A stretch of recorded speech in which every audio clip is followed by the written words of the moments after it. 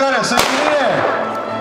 Братя, настъпи дългоочакваният миг да се съберем всички българи заедно в една държава под една корона.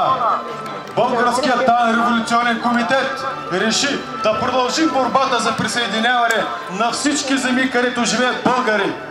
Комитетът реши първоначално да бъдат съединени Мизия, Тракия и Македония.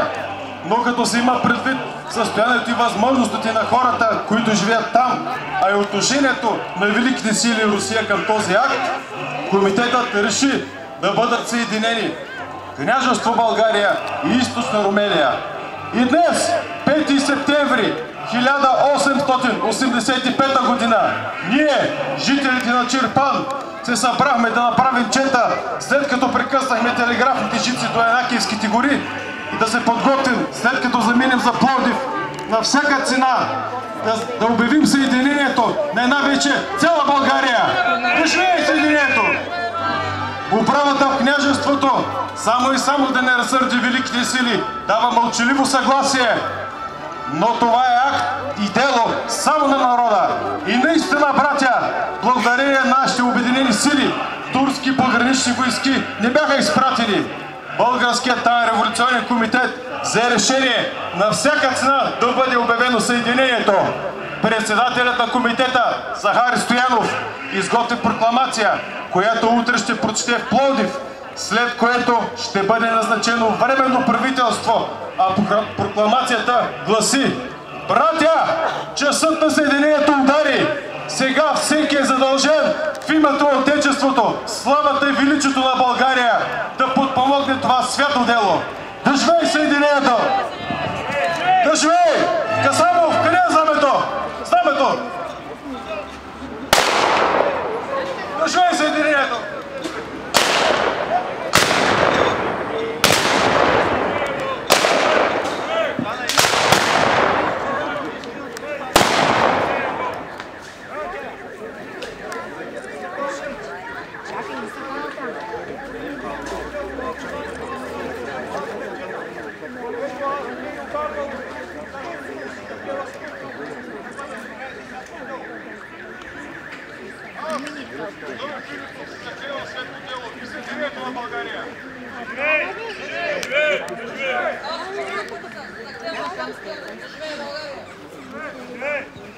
Братя, да се съберем с останалите и да тръгваме към Пловдив.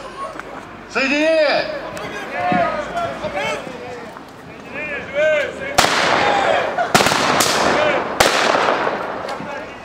Стойте! Какви сте вие тук? За какво сте се събрали вие?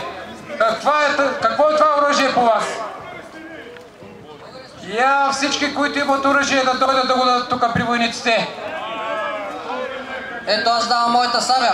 Да видиш, че ние не сме хайдути, а сме въстаници и сме готови да мрем за обединението на Южна и Северна България. Айде и останалите, едейте чака оръжието да се донесе при войниците.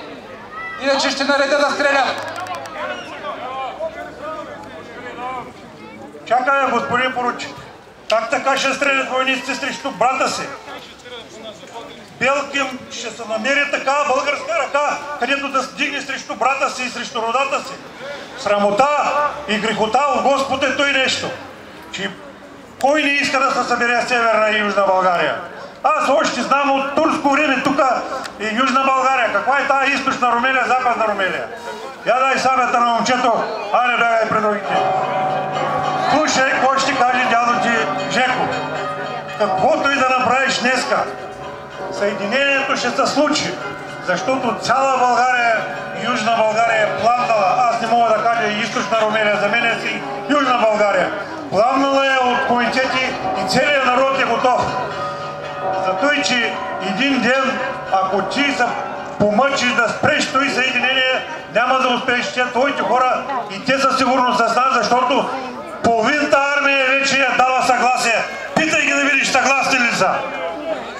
Съгласни ли сте за това съединение? Ето, виждаш ли?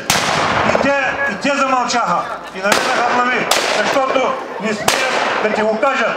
Виждаш ли хората? Днеска са зарязали земята си, стадата си и всичко, и отиват за идеята. България трябва да стане цяла. Абе, аз имам заповед. Войници, ходом, марш!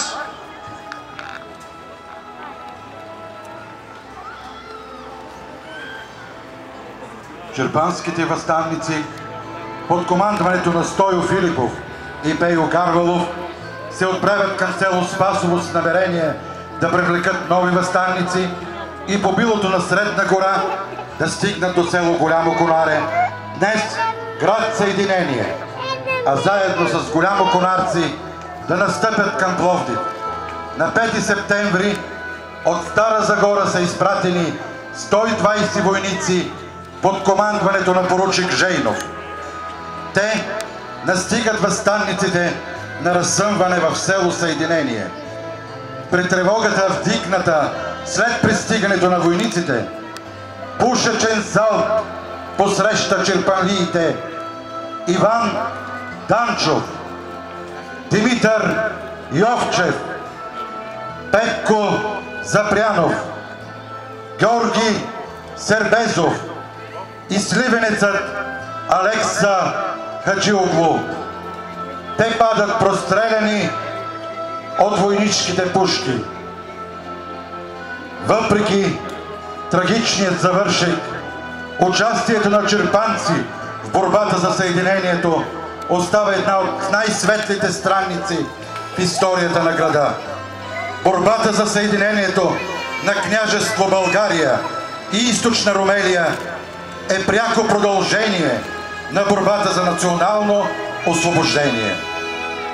Нека не забравяме и имената на нашите чирпански съграждани, отдали сърцето си в името на обединена майка България. Димитър Матевски, Иван Андонов, Георги Данчов, Иван Митев, Таню Гарвалов, Таню Пеев, Пейо Гарвалов, Стойо Филипов, Васил Бабаков, Никола Касабов и много други. В чест на загиналите за Съединението на княжество България и Източна Румелия ще бъде изпълнен почетен залп от участниците във възстановката на събитията от 5 септември 1885 година. И това е национално дружество традиция от Стара и Нова Загора.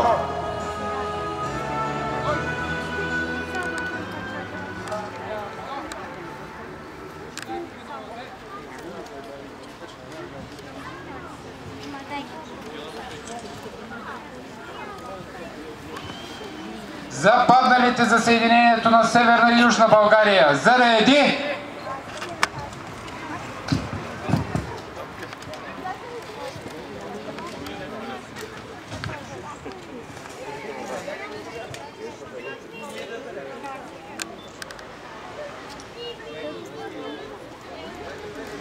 Готови?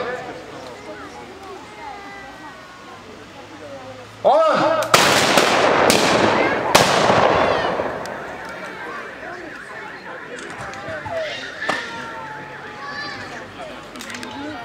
Знамето на чирпанската чета по Съединението ще остане за почет до края на честването.